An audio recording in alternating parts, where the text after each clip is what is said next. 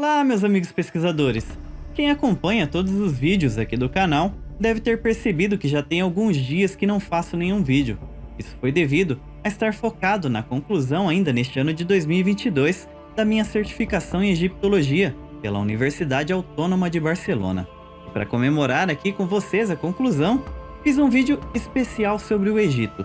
Como bem sabemos, a Egiptologia nos diz que houveram cerca de 30 dinastias no Egito. Mas será? Existem rastros de que essa história antiga dos faraós é muito mais longa. E se você, como eu, gosta dos mistérios do Egito, seja muito bem-vindo, pois estamos prestes a navegar em mais uma incrível história.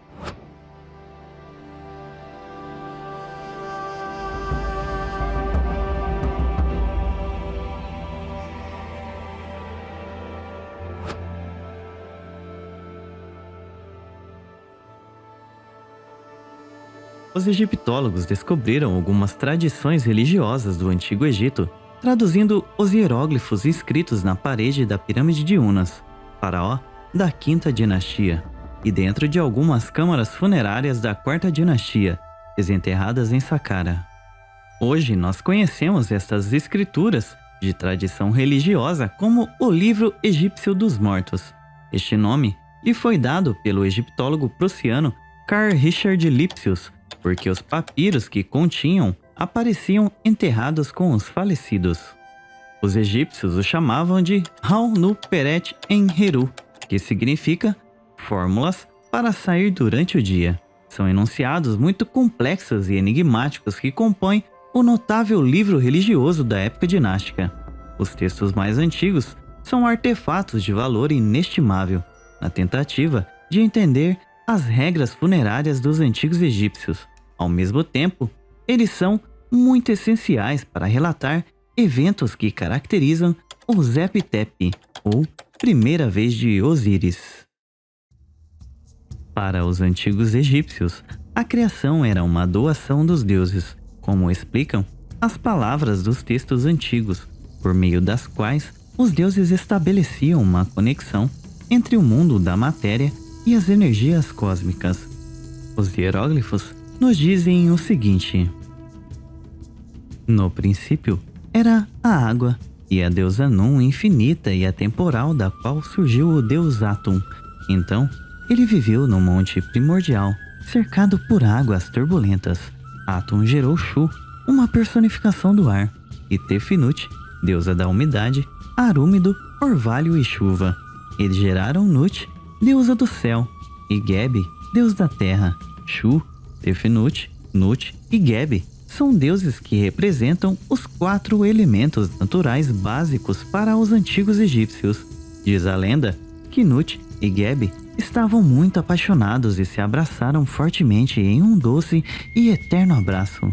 No entanto, acreditava-se que o abraço profundo entre os deuses impede a vida, e por isso Atum mandou Shu embora, tentando separá-los.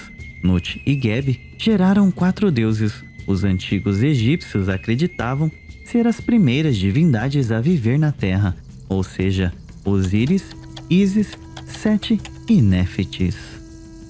Os deuses eram os heróis mitológicos da história da grande Enéada de Heliópolis, adorados no Egito, e foram a base da religião cosmológica durante a Era Dinástica. Heliópolis, onde o antigo culto se originou, ficava ao norte de Gizé e era a chamada Cidade do Sol para os egípcios. Mas quais são os detalhes desta história contada sobre o início, o Zep-Tepi, ou primeiro tempo de Osíris, que há muito intriga os apaixonados por mistérios antigos? O que significa Zep-Tepi? Faz parte da história e do patrimônio da humanidade? A maioria dos especialistas concorda em confinar este período à Era dos Deuses, quando eles governaram o Egito e viveram entre os humanos.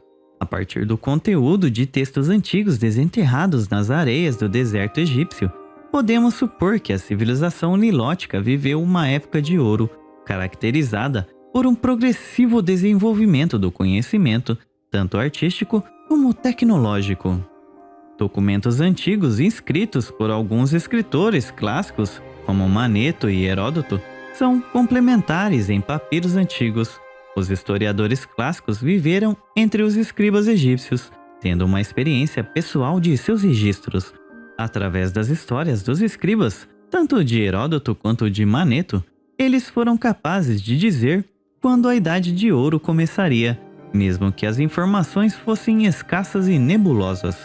De qualquer forma, essas se mostraram evidências muito interessantes de uma conexão significativa entre várias narrativas vindas do passado, enquanto os textos egípcios antigos contam histórias compostas sobre os épicos dos deuses, e os escritores clássicos revelam eventos que ocorreram nos tempos antigos. E mais importantes são os detalhes que eles escrevem em seus livros sobre as histórias dos deuses. Todas as informações antigas estabelecem uma linha do tempo que nos remete às origens do Zep-Tep. E também houve muitos outros escritores clássicos além de Heródoto e Maneto, como, por exemplo, Sexto Júlio o Africano, escritor romano que viveu entre 160 e 240 d.C. Yosef ben Matitiahu, também conhecido como Flávio Joséfo, escritor hebreu que viveu no primeiro século d.C. Giorgio Cincelo, historiador bizantino que viveu entre a segunda metade dos anos 700 e a primeira década de 800 d.C. Eusébio de Cesareia, bispo e escritor, viveu entre 200 e 300 d.C. E Diodoro Sículo, historiador grego que viveu no primeiro século d.C. Estes foram testemunhas de contos egípcios sobre as origens da dinastia inicial, durante a época pré-dinástica. Eles escreveram livros intrigantes sobre esses tópicos, resultando em consequências inesperadas. O que mais impressiona é a indiferença de alguns egiptólogos sobre esses assuntos, mas claro, sem generalizar. Eles contornam estas literaturas conotando-as muito simples, vinda do passado, sem fazer nenhuma análise profunda. Além disso, é impressionante o desleixo usado para arquivar documentos muito consideráveis que poderiam ter lançado luz sobre os mistérios de um passado distante. Seria um grande sucesso obter pistas notáveis reabilitando o passado pré-dinástico do Egito, sobretudo observando os passos de desenvolvimento conquistados pelas civilizações das pirâmides. Para alcançar tais resultados, seria importante restaurar a dignidade histórica da antiga civilização anterior às tradicionais dinastias, retirando-a de um papel marginal que faz injustiça à sua história. Devemos perceber que Zep-Tep é história, ao mesmo tempo mitologia. Mas ora, Fábio, como assim história e ao mesmo tempo mitologia? Se você segue o canal Incrível História, sabe como definimos mitologia. Uma história muitas vezes romantizada de fatos que ocorreram no passado distante.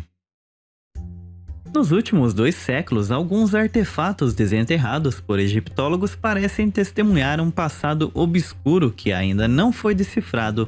A questão explodiu quando Robert Bauval apresentou sua teoria da correlação de Órion em meados da década de 1990, chocando o ambiente seguro da egiptologia naquela época.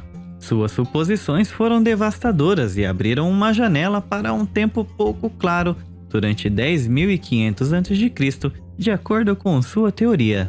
Sua proposta consistia em um estudo astronômico complexo e focado na correlação entre a abóboda celestial e as pirâmides de Gizé em um tempo fixo. Ele afirma, mesmo que de forma muito cuidadosa, que a evolução da humanidade seguiu rumos incertos ainda não resolvidos. Bauval deu uma leitura independente dos eventos que caracterizam as origens das civilizações modernas, a partir de um passado distante. Apesar do silêncio dos estudiosos, é importante ressaltar que os pesquisadores têm um corpo substancial de literatura para investigar, desde os tempos antigos até os modernos, e uma investigação perfeita dos textos mais antigos poderia lançar luz sobre os mistérios das origens do Egito.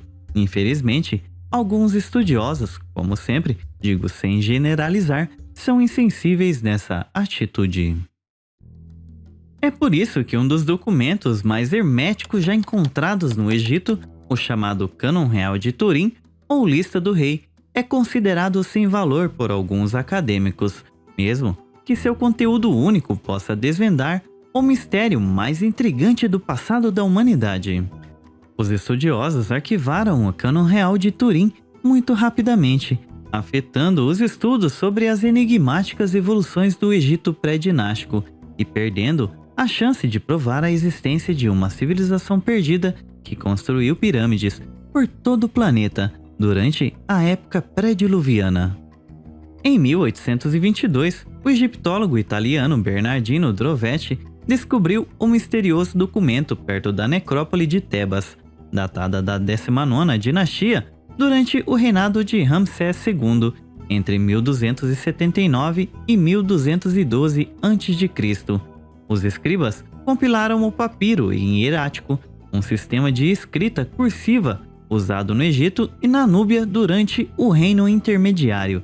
Sua principal característica é uma longa lista de reis que governaram o Egito desde os tempos antigos, antes de se juntar às 30 dinastias que os estudiosos aprovam oficialmente. A descoberta do documento foi uma aventura sofisticada e turbulenta. E na verdade, quando Drovetti descobriu o antigo manuscrito, ele estava intacto, mas com o tempo sofreu alguns danos devido ao mau transporte do mesmo primeiramente. Então, se fragmentou em 160 pedaços e uma grande parte se perdeu para sempre. A estrutura do manuscrito é muito enigmática devido aos argumentos escritos nas diferentes faces do papiro, enquanto a parte posterior dá informações sobre instituições e dignatários que viveram durante o reinado de Ramsés II. A frente propõe uma longa lista de soberanos que governaram as terras do Nilo num passado muito distante. Uma das características mais intrigantes do documento são os detalhes que os compiladores usaram para inscrever a sequência do nome dos reis, e essa precisão muito incomum ofusca todas as discussões sobre a confiabilidade histórica do artefato. De acordo com o papiro enigmático, a sequência dos reis originou-se 33 mil anos antes da era dinástica e confirmaria a existência de uma civilização desconhecida, influenciando as memórias dos antigos egípcios. Seu conteúdo chamou a atenção de diversos especialistas, como Jean-François Champollion, o famoso egiptólogo francês, que manuseou o códice para traduzir os escritos hieróglifos. Isso graças ao seu famoso estudo sobre a Pedra Roseta, que nos forneceu a possibilidade de traduzir os sagrados hieróglifos. Quando Champollion estudou o antigo documento, percebeu que tinha um quebra-cabeça muito complicado e, reduzindo em 50 ladrilhos incompletos, mais ou menos dava uma lista de cerca de 80 nomes de reis. Gustav Seifert, egiptólogo alemão, estudou o enigmático papiro e conseguiu reconstruir o inestimável manuscrito. Estudando as fibras do papiro e a posição das linhas, obteve resultados muito exaustivos, quase conclusivos. No entanto, Sir Alan Gardner, o altamente estimado egiptólogo britânico que conseguiu a autorização para executar uma tradução do manuscrito. O Cânone Real de Turim tem um grande número de colunas, cada uma delas constituída por um número variável de unidades separadas entre 25 e 30. Em cada linha está inscrita uma cartela contendo o nome do rei, precedida da fórmula egípcia Nesut-Biti, ou seja, Rei do Alto e Baixo Egito. A antiga lista dos reis de Turim, com referência à sequência pré-dinástica, é muito semelhante às memórias de Maneto inscritas em seus textos. No entanto, devo enfatizar que, para alguns reis, existem apenas algumas diferenças entre as sequências de nomes e os anos de reinado. É muito interessante notar que o autor do papiro fez um grande esforço em agrupar as linhas sucessórias. Ele também seguiu regras muito rígidas no registro dos reinados dos reis, estabelecendo para cada um deles os anos, os meses e até os dias de reinado. Salvo raras exceções, todos os reis têm um registro significativo de seu reino. O misterioso papiro também contém a linha de sucessão faraônica dos Ixos. Talvez não seja de conhecimento geral que os reis Ixos são sempre excluídos em algumas listas oficiais encontradas até agora. Neste caso, o Turin Royal Canon é uma exceção muito intrigante, o suficiente para confirmar que o autor concebeu o documento com um legado de eventos perdidos a serem lembrados. Muito provavelmente em um período específico da antiga era dinástica, os egípcios perceberam a necessidade de preservar a tradição oral, compilando o papiro. Portanto, o Egito salvaria suas origens primordiais para sempre. Pode parecer estranho, mas a precisão do autor gerou uma controvérsia entre os estudiosos e pesquisadores alternativos. Particularmente, a exasperação resultante da retórica dos estudiosos determinou o fim de todas as análises de papiro, ao invés de melhorar um debate fervoroso entre os pesquisadores para entender a proposta essencial do texto antigo. Na verdade, ele é um dos documentos mais importantes da antiguidade, e este ano de 2022 esteve exposto de volta ao público no mês de setembro. A pergunta é: será que estudos levando em conta dinastias anteriores às tradicionais serão relevantes nestes anos que seguirão? O que se está tentando descobrir é o mistério de como resolver essa contradição. Um dos motivos de conflito entre os pesquisadores é a possível falta de confiabilidade dos tempos de reinado inscritos na lista dos reis. Na verdade, a duração dos reinados nem sempre coincide com a tese oficial, proposta pelos especialistas, a partir da análise de alguns artefatos encontrados em escavações ao longo do tempo. Por exemplo, o Turin Royal Canon estabelece um período de tempo preciso em relação à primeira e à segunda dinastia, e é, de fato, um tempo muito longo em comparação com os dados oficiais. Isso significa que uma das duas não se sustenta. Nesse caso, as conclusões dos estudiosos estariam corretas, por causa das evidências dos achados. No entanto, não posso deixar de destacar uma dúvida extremamente pertinente de que existe possibilidade de que as diferenças se devam à falta de artefatos, afetando uma correta interpretação do conteúdo do papiro. Por exemplo, qualquer pesquisador em algum momento considerou a possibilidade de que determinadas dinastias realmente tiveram a duração declarada, conforme a explicação do manuscrito antigo, mas os escribas poderiam ter esquecido o nome dos faraós ou excluído seus registros da história egípcia. Nunca devemos esquecer que a maior parte dos artefatos do Egito jazia sobre as areias do deserto.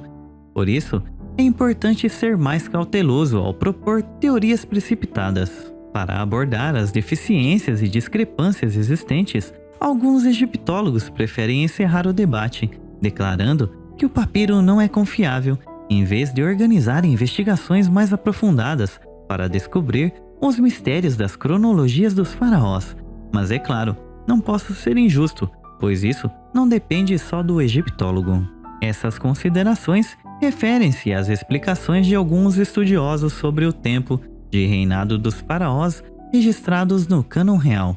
Segundo eles, o número de relatos relacionados a alguns faraós poderiam indicar a idade deles no momento da morte e não o período de tempo em que um faraó governou. Em outros casos, os números poderiam indicar o período de tempo durante o qual eles governaram.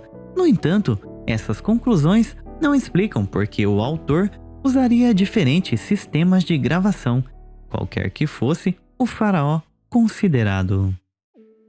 Por fim, é muito claro que existem duas versões entre os pesquisadores, mas é hora de reivindicar uma interpretação correta do conteúdo do manuscrito, dando uma resposta precisa sobre o motivo de sua compilação.